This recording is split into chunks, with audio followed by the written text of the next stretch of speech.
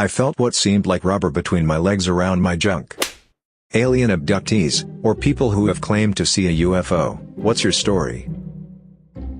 1997 Colorado Springs, Colorado.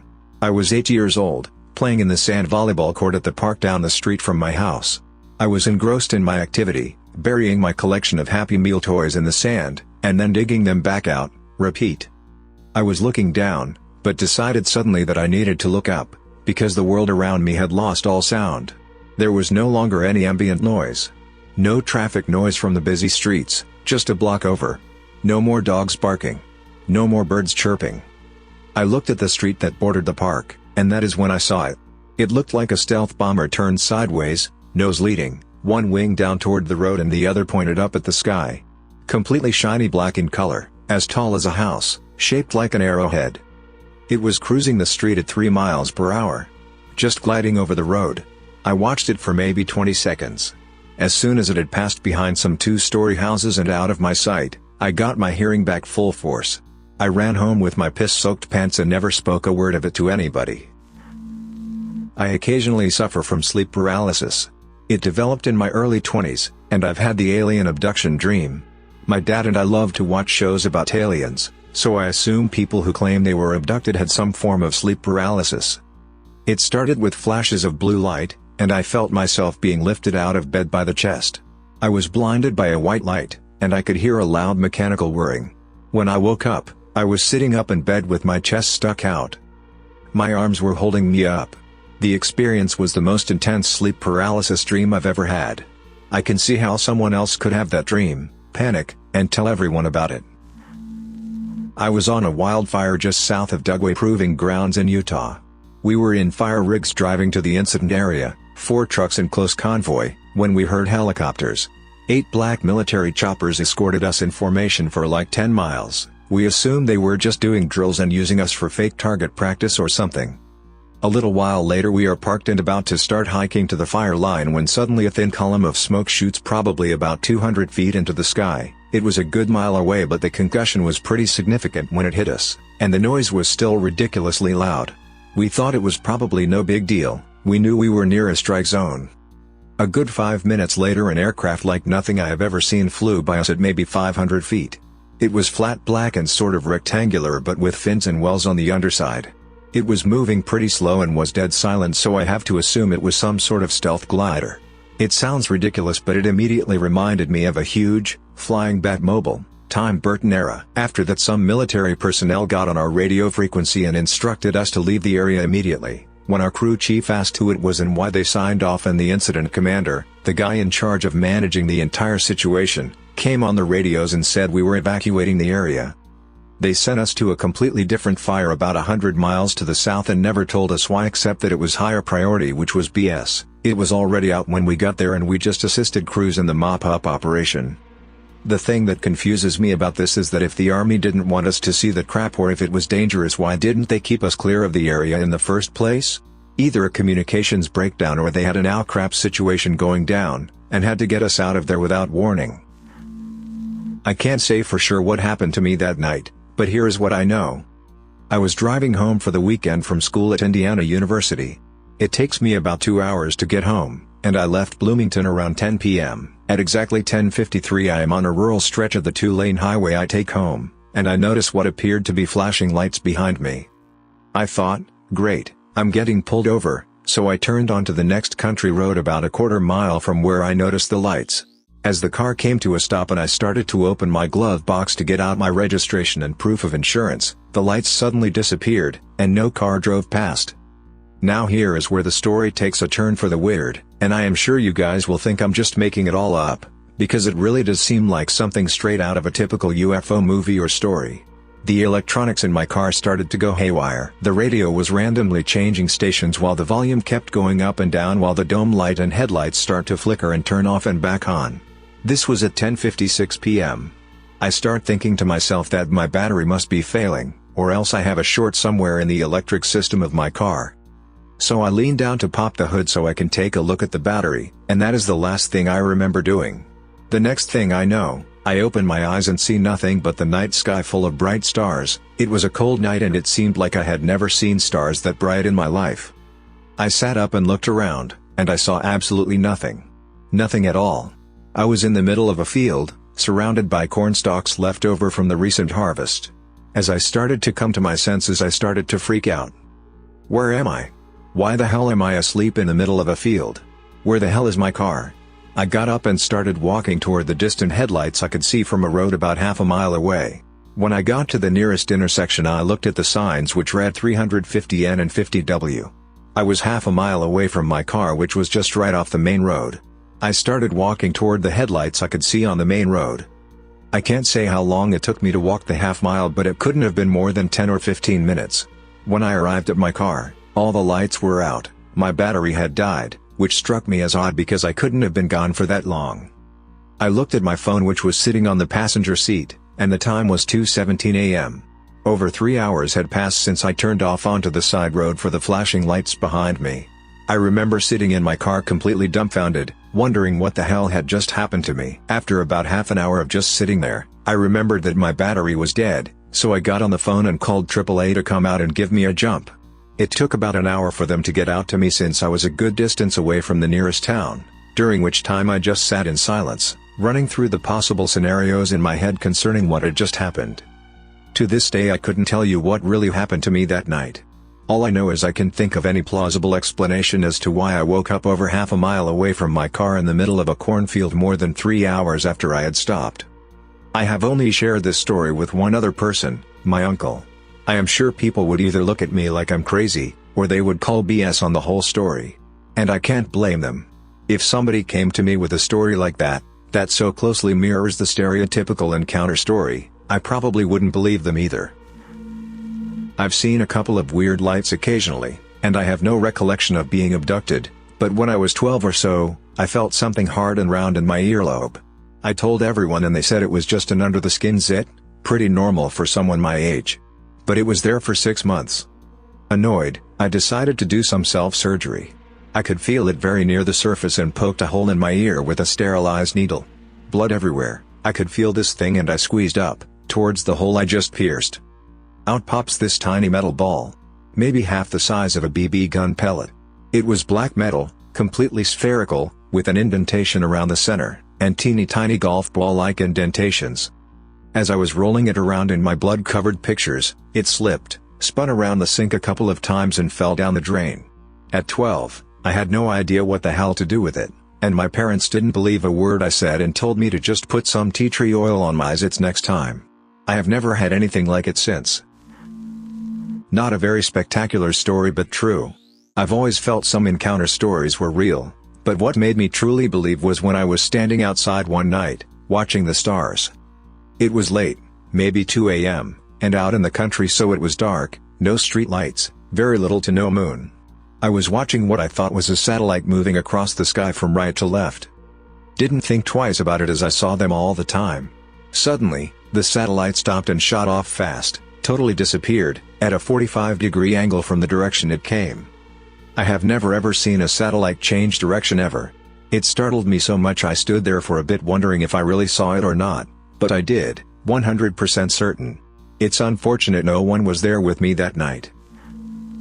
Okay, here it goes. The first time I had ever seen anything, I was 7 in Houston, Texas. I used to like to climb on top of my mom's Suburban in the driveway and stare at the stars. One night I saw an intensely bright floating light over the tree line probably about a half mile away. I hollered but nobody came to see it. I did not see anything else until March of 2008.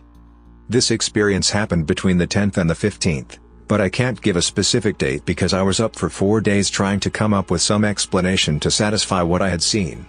This was in Tuscaloosa, Alabama. My mother lived in a garden home community, all houses the same size, all one story, and you had great visibility distance-wise. I walked out of my buddy's place at exactly 4 a.m. to a bright starry night. When I walked out, something caught my eye to the left of me. I looked over and saw a bright blue, yellow, green, white, red, orange strobing flashing light floating silently to the left. I stood in awe at it, and did not want to go grab anyone because I didn't want to miss anything. I watched as it passed in front of the moon behind my friend's place, and I saw the outline of the craft. It was a teardrop, sunflower seed type shape, and the craft seemed to have the lights being transmitted from the top half of it. It was almost as if it was transmitting some type of light pattern upward.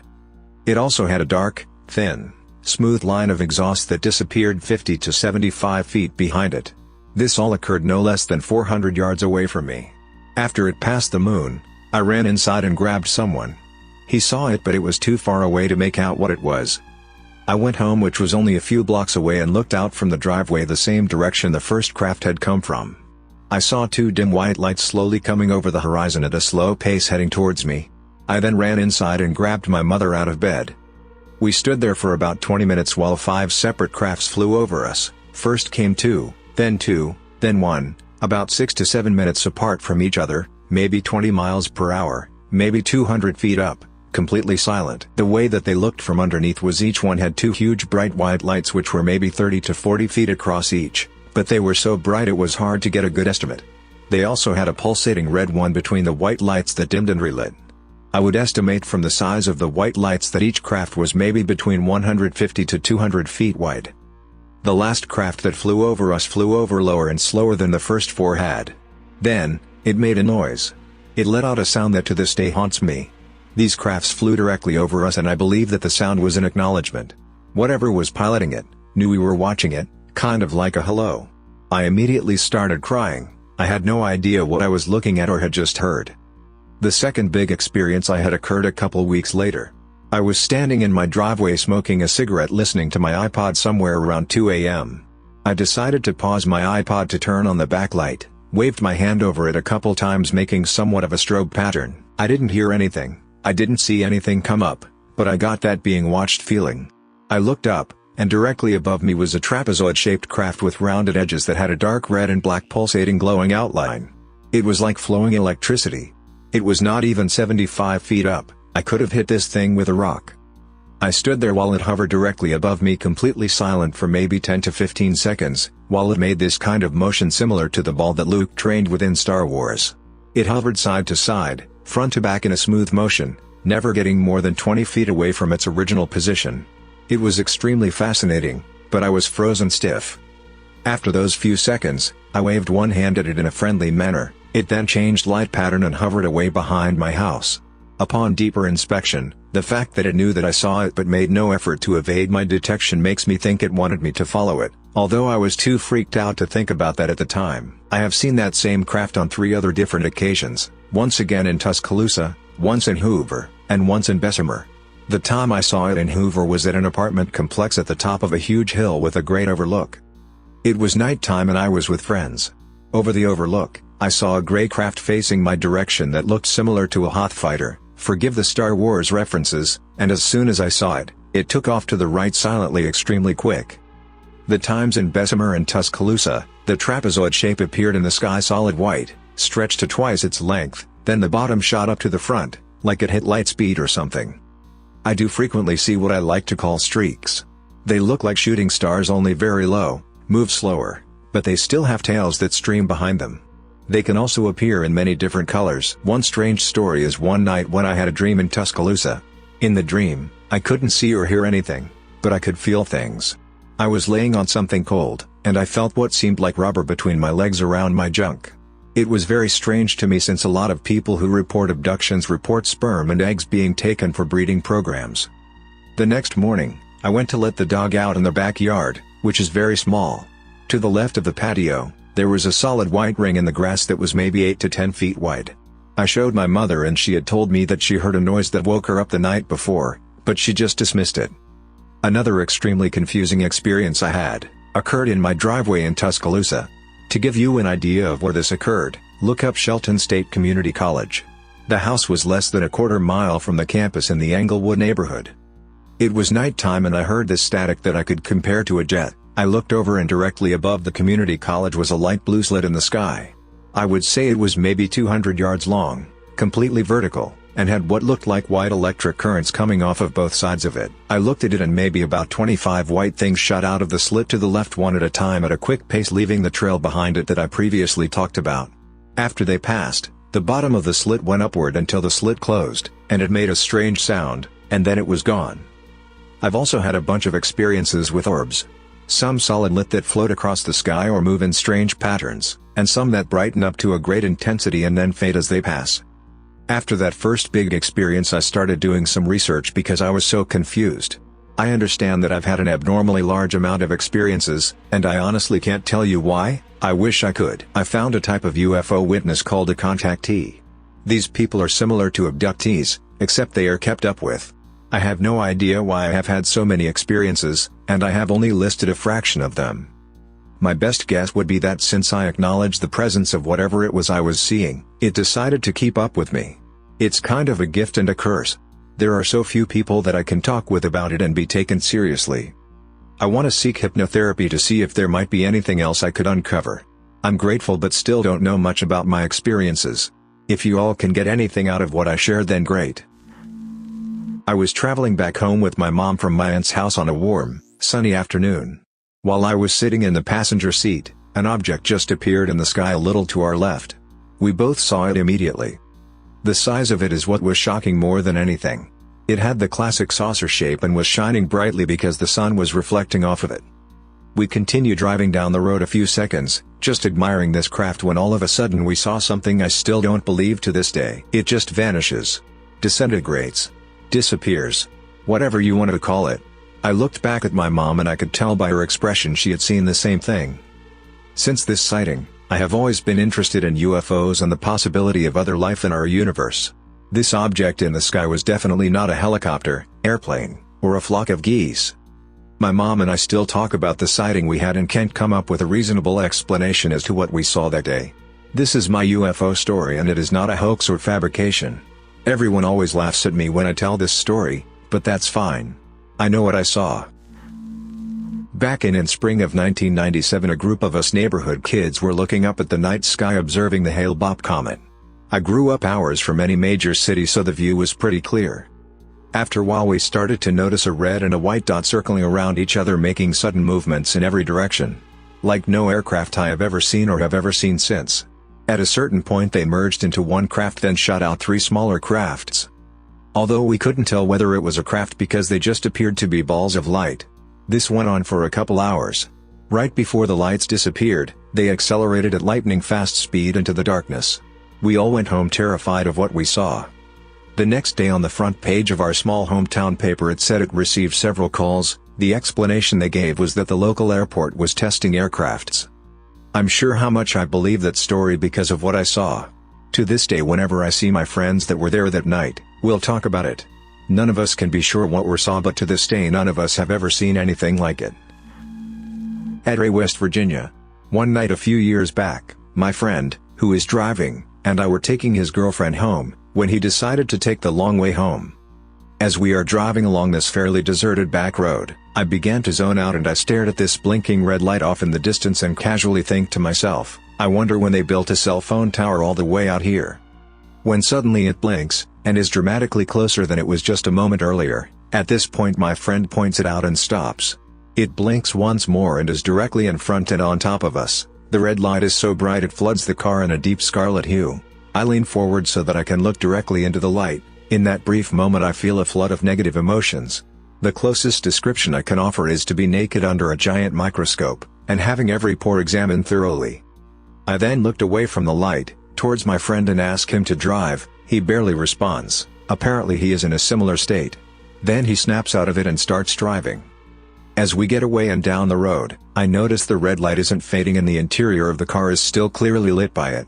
I look out the window and to my horror the light is following us, and does so for approximately 1 to 2 miles. The light unexpectedly veers off to the left and comes down to ground level in a patch of trees adjacent to the road. My friend stops the car again and continues to stare at it and abruptly declares he is going to get out, and looked at it like he is in some sort of trance. He opens the door and I grab his arm and tell him if he does I will get in the driver's seat and leave him, that we had to leave that instant. He looks at me and seems to come clear. He punches the gas so hard the tires lose traction and spin. The light remained stationary as we rode away, but I've never looked at the night sky the same. Thanks for listening to Radio TTS. Hit the subscribe button for more videos like this.